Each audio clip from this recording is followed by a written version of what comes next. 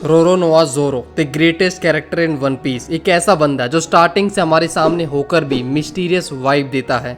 1100 plus episode हो चुके हैं सभी स्ट्राइड्स को देखते हुए, उनके सफर को एंजॉय करते हुए, पर फिर भी हमें वन पीस में इसकी बैक स्टोरी के बारे में कुछ नहीं पता। हमें ये नहीं पता ज़ोरो साइलैंड पे कैसे गया, उसके पेरेंट्स कैसे खत्म हुए और उसके स्वॉर्ड्समैन बनने के पीछे का कारण क्या था। वानो में ज़ोरो के फैमिली कनेक्शन होने की झलक हमें मिली थी और सभी को लग रहा था कि अब हमें ज़ोरो के बैक स्टोरी जानने को मिलेगी, पर ऐसा कुछ भी नहीं हुआ।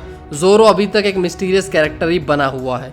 यही मिस्टीरियस नेचर फैंस को उसकी तरफ अट्रैक्ट करता है और उसमें कई खूबी हैं जो उसे एक बेस्ट रिटर्न कैरेक्टर बना देती हैं। फॉर द सेम फैक्ट कुछ लोग ज़ोरो को हेट भी करते हैं, तो ये वीडियो उन सभी के लिए है, ज़ोरो फैंस और ज़ोरो हेटर्स। और वीडियो के एंड में सभी लोग अपना अपना पॉइंट ऑफ व्यू कमेंट्स में रख सकते हैं। तो जैसा कि मैंने कहा कि ज़ोरो वन पीस का सबसे वेल रिटन कैरेक्टर है। हम ज़ोरो की ग्रोथ को देखते हैं, उसकी इमेंस स्ट्रेंथ होने के बावजूद उसका हारना, अपनी स्ट्रेंथ पे सेटिस्फाई ना होकर डिसअपॉइंटमेंट से रोना, हमेशा कामली राइट डिसीजन लेना, फिर चाहे वो क्रू से रिलेटेड हो या फिर इन बैटल डिसीजन, और 80% वो सभी सही भी जाते हैं। कंडीशन को एनालाइज करके राइट स्टेप लेना, इन सभी चीजों ने ज़ोरो को हमारे सामने अच्छे से प्रेजेंट करा है। हमने देखा ज़ोरो के honour, loyalty, stoicism, recklessness, rude and friendly nature. तो इन सभी के साथ आज जानेंगे हम लोग ज़ोरो से क्या सीख सकते हैं और इस कैरेक्टर में क्या खूबी है जो इसे अदर कैरेक्टर से डिफरेंट बनाती है। तो इस वीडियो में हम एक तरह से कैरेक्टर को एनालाइज करेंगे, बाकी जो तुम्हें लगे वो समझ सकते हो, क्योंकि मैंने कोई परफेक्ट टाइटल के साथ इसे लिखना शुरू नहीं किया था। तो पहले आते हैं ज़ोरो की स्ट्रेंथ पे। हमें ज़ोरो एक बाउंटी हंटर की तरह इंट्रोड्यूस हुआ था। ज़ोरो को नाम काफी फैला हुआ था एज अ हंटर। उसकी स्ट्रेंथ काफी अच्छी खासी थी, पर सभी ने ये नोटिस किया होगा कि उसकी स्ट्रेंथ वेराई करती आई है प्लॉट के अकॉर्डिंग, जहाँ पर कहीं हमें वो बहुत ज्यादा पावरफुल लगता है और अगली ही फाइट में उसकी स्ट्रेंथ को बैलेंस कर दिया जाता है। तो ज़ोरो की स्ट्रेंथ प्लॉट के अकॉर्डिंग वेराई करती है और ये चीज इसलिए होती है क्योंकि ज़ोरो को नेक्स्ट टू प्रोटैगनिस्ट दिखाया गया है। उसकी स्ट्रेंथ को प्रोटैगनिस्ट से ज्यादा वो रख नहीं सकते हैं और उससे ज्यादा वीक कर नहीं सकते हैं, क्योंकि इन दोनों की स्ट्रेंथ के बीच में एक रेशो मेंटेन किया जाता है। और सभी को ज़ोरो को पसंद करने का एक रीजन भी उसकी स्ट्रेंथ में ही छुपा हुआ है। मैं यहाँ पर ज़ोरो की एक्स्ट्रा ऑर्डिनरी स्ट्रेंथ या फाइटिंग के टाइम पर बैड एज स्वॉर्ड्समैनशिप की बात नहीं कर रहा हूँ, मैं बात कर रहा हूँ उसके बेसिक ह्यूमन ट्रेड के बारे में। हम सभी एक ऐसे कैरेक्टर की तरफ अट्रैक्ट होते हैं जिसने अपनी स्ट्रेंथ को खुद अर्न करा हो और अपने हार्ड वर्क के थ्रू अपने वीकनेस को खत्म कर दिया हो।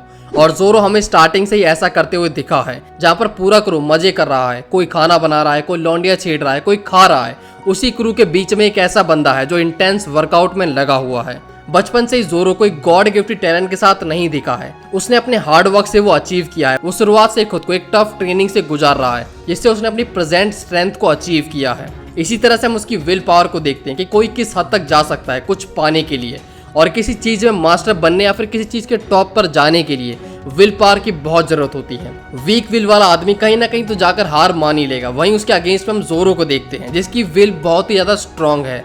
ऐसे बहुत से अपोनेंट उसके सामने आए जिन्होंने उससे सुपीरियर होने का दावा किया उसी के सामने, और ज़ोरो ने अपने कॉन्फिडेंस और विल पावर के दम पर उन्हें उनकी लैंग्वेज में जवाब दिया।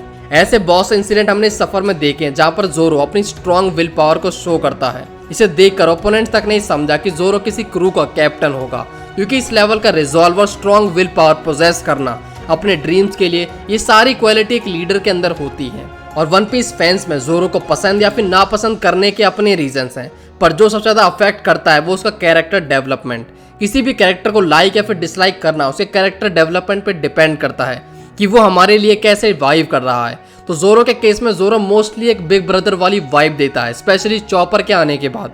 ज़ोरो का चॉपर का हमेशा ख्याल रखना, बैटल में उसे प्रोटेक्ट करना और उसे एक बच्चे की तरह ट्रीट करना। वहीं चॉपर की साइड से तो हमें बेबी वाइब आती है, तो उसके लिए ज़ोरो पापा ज़ोरो बन जाता है। जैसा हम स्काइपिया में देखते हैं कि किस तरह से ज़ोरो चॉपर को प्रोटेक्ट करता है, और ऐसा ही कुछ हम वानो में भी देखते हैं जहाँ पर दोनों के बीच में अंडरस्टैंडिंग काफी अच्छी होती है। और सेम इसका ऑपोजिट है ज़ोरो और सांजी का सिबलिंग वाइब। किस तरह से वो दोनों एक दूसरे को नीचा दिखाने में लगे रहते हैं और लड़ते ही रहते हैं, पर वहीं पर कुछ ऐसे मोमेंट भी हैं जहाँ पर दोनों एक साथ आकर लड़ते हैं, जैसा हमने long ring long land arc में देखा था। और यहाँ पर हम फाइनली ज़ोरो और सांजी को एक साथ टीम की तरह फाइट करते हुए देखते हैं, और ये काफी स्मूथली चीजों को हैंडल करते हैं, और इतना तो एक्सपेक्ट भी नहीं किया होगा। तो ज़ोरो का ये फैमिली वाला रूप शायद हमें इसलिए देखने को मिलता है क्योंकि ज़ोरो हमेशा से अकेला रहा है। उसे डोजो में कोई ना मिलती है जिससे वो थोड़ा कनेक्टेड होता है, बट उसके जाने के बाद ज़ोरो बिल्कुल अकेला हो जाता है। सो अब क्रू की तरह उसे एक फैमिली मिली है, पर इसके बावजूद भी ज़ोरो अपने मोराल्स को अपनी फीलिंग्स से ऊपर रखता है। ज़ोरो का सभी क्रूमेट के साथ एक अच्छा बॉन्ड है, बट स्टिल ज़ोरो के लिए सबसे ऊपर आता है उसका बेस्ट फ्रेंड कम कैप्टन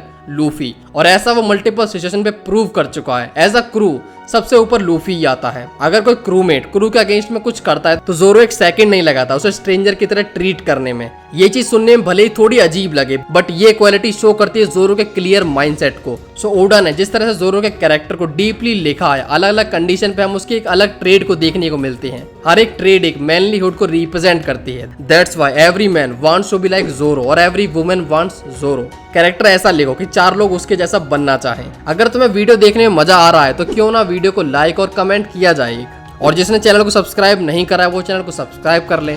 तो ये था एक फ्रेंडली रिमाइंडर। अब बढ़ते हैं आगे। तो ये हो गई बात कि किस तरह जोरो का कैरेक्टर ब्यूटीफुली रिटन है और सभी को वो पसंद क्यों आता है। तो अब आते हैं जोरो के कैरेक्टर एनालिसिस पे, इस वीडियो का सबसे इंटरेस्टिंग पार्ट पे कि हम जोरो से क्या अडेप्ट कर सकते हैं। पहला है बीइंग रियलिस्टिक। जोरो जो हमेशा से रियलिस्टिक और एक्यूरेट डिसीजन लेता है और बाकियों की तरह अपनी ही एक फेरी वर्ल्ड में नहीं रहता। उसे पता होता है कि उसे क्या करना चाहिए और कैसे वो अपने इमोशंस को साइड रखकर डिसीजन लेता है। जैसा हमने उसाप के केस में देखा था, अपने क्रूमेट के बिहेवियर पे सभी लोग थोड़ा सेंटी हो गए थे, वहीं पर जोरो को घंटा फर्क नहीं पड़ता था। इन सारे इमोशन से उसे रियलाइज था कि जो उसाप ने किया है वो गलत है और जब तक वो अपने कैप्टन से माफी नहीं मांगेगा तब तक के लिए नो एंट्री। सेम ऐसे जोरो की बाकी क्रूमेट से भले अटैचमेंट है, लेकिन जब कुछ फिशी होता है तो वो हर किसी को एक शक की निगाह से देख लेता है। और ये चीज हमें दिखा दे कि जोरो किसी पे भी अंधा ट्रस्ट नहीं करता है, बस लूफी को छोड़कर। जोरो को हम स्काईपिया पे भी देखते हैं, जहाँ पर गॉड की बात सुनते ही सभी लोगों की फट के 75 हो जाती है। वहीं पर जोरो लॉजिकली लेता है इसे और उसे गॉड होने या फिर ना होने पर फर्क नहीं पड़ता है।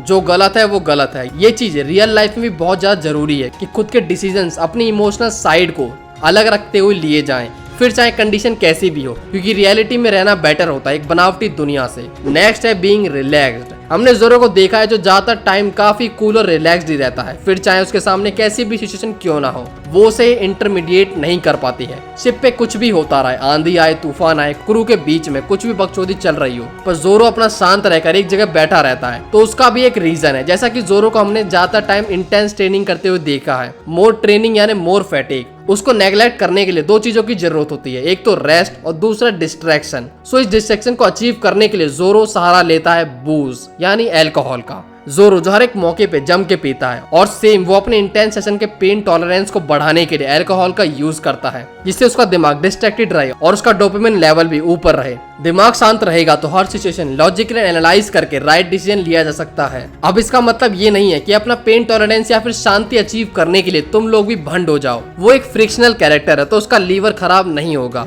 बट बेटा तुम्हारा होगा। सो हम सब अपने इंटरेस्ट के अकॉर्डिंग डिफरेंट फैक्टर को अडेप्ट कर सकते हैं अपने टॉलरेंस पावर को बढ़ाने के लिए। कोई फैक्टर चूज कर लो जिसमें तुम्हें मजा आता हो, लाइक बुक्स, एनिमे, गेम्स या फिर मेडिटेशन, एनीथिंग जो तुम्हारे डोपामिन लेवल को बढ़ाए। हाँ, बट ये चीज रिलैक्स करने के लिए ताकि तुम मेन टारगेट पर फोकस कर सको। तो इनका एडिक्ट नहीं होना है कि शवासन करते हुए पूरे दिन पड़े हुए हैं या फिर पूरे दिन गेम ही खेल रहे हैं। नेक्स्ट है मास्टर योर स्किल्स। तो यहाँ पर 2 रास्ते होते हैं तुम्हारे सामने, तुम्हें जैक ऑफ ऑल बनना है या फिर मास्टर ऑफ वन बनना है। एक पर तुम मल्टीपल स्किल्स को ओन करते हो कि तुम मल्टीपल फील्ड में थोड़ी थोड़ी नॉलेज रखते हो, और वहीं दूसरे में एक लाइन ऑफ इंटरेस्ट में मास्टर होते हो तुम लोग। जैक ऑफ ऑल में एक रिस्क है कि तुम लोग अलग अलग स्किल्स या फिर लाइंस को सीख तो लोगे, बट एक लेवल के बाद तुम उसमें ज्यादा अच्छा नहीं कर पाओगे क्योंकि तुम्हारा दिमाग अलग अलग स्किल्स में डिस्ट्रैक्टेड है। तो शायद इसके बाद तुम ना तो घर के रहोगे ना ही घाट पे। और वहीं दूसरी तरफ है मास्टरिंग अ सिंगल स्किल्स। इसमें चांसेस कितने ही कम क्यों ना हो, बट स्टिल अच्छा कर लोगे तुम। हार्ड वर्क हर चीज को परफेक्ट बना ही देता है। सेम हम जोरो के केस में देखते हैं, जहाँ पर जोरो एक स्वॉर्ड्समैन बनना चूज करता है और उसके लिए वो खुद को पूरी तरह डिवोट कर देता है उसमें, और वो अपने राइवल को भी अपना मास्टर बना लेता है ताकि उसके स्किल्स ऑन हो सके। जब अपने गोल्स के लिए तुम 100% दे रहे हो तो फिर काहे की शर्म, अपने स्किल्स में मास्टरी लाओ, फिर चाहे तुम्हें किसी की हेल्प लेनी पड़े। करो तो ऐसा कि तुम टॉप पे रहो, वरना मत करो। Don't be a mediocre. Next है इवॉल्व विद टाइम। इवॉल्व होना कितना जरूरी हम सभी जानते हैं, और एक स्टोरी भी इसी पे बेस होती है कि कैरेक्टर कैसे जल्दी जल्दी इवॉल्व होता है, अपने स्किल्स को एक्वायर करता है और चेंज को अपना फ्रेंड बनाता है। क्योंकि एक बॉक्स बन के बैठे रहने से कुछ नहीं होगा, चेंज जरूरी है। जैसे जोरो को ही ले लो। सीरीज की स्टार्टिंग में जोरो को अपने स्किल्स पे बहुत कॉन्फिडेंस था, या कहो एक हद तक वो घमंड भी करता था उस पे कि हाँ मैं तो स्ट्रांग हूँ, मैंने बहुत ट्रेन किया है, मैं हरा दूंगा किसी को भी। बट मीहॉक से लड़ने के बाद उसे समझ आया कि मैं दूर दूर तक स्टैंड नहीं करता इसके सामने। इसके बाद जोरो खुद को और ट्रेन करता है और जैसे जैसे वो डिफरेंट एनिमीज से फाइट करता है उसे रियलाइज होता है कि सिर्फ स्ट्रेंथ और पावर से कुछ नहीं होगा, बैटल टैक्स पे काम करना होगा, स्ट्रेटेजीज बनानी होगी, ओपोनेंट को एनालाइज करके उसकी वीकनेस ढूंढनी होगी।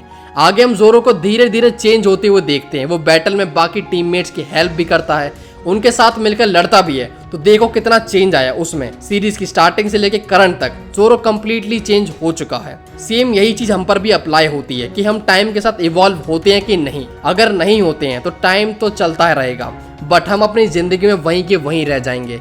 तो चेंज मस्ट है, टाइम के साथ चलो और चीजों को अडेप्ट करो।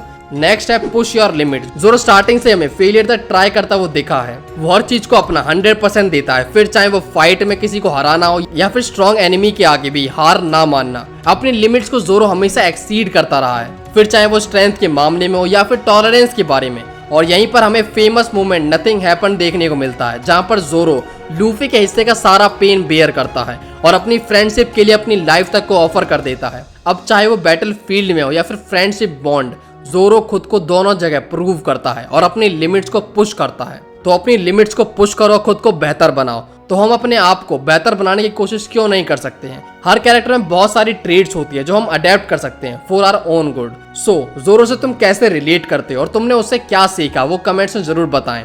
इसी के साथ जोरो की कंप्लीट जर्नी और लाइफ के बारे में वीडियो के लिए कमेंट करके बताएं कि क्या मुझे वो वीडियो लानी चाहिए। जितने ज्यादा कमेंट्स होंगे उतनी जल्दी मैं उस वीडियो को लेके आऊंगा। तो इस वीडियो के बारे में अपने विचार भी शेयर करना ना भूलें। तो इतना ही था इस वीडियो के लिए, मिलते हैं नेक्स्ट वीडियो के साथ जल्दी। तब तक के लिए हमारी अदर वीडियो को एंजॉय करो और कुछ अच्छे अच्छे टॉपिक्स को रिकमेंड करो।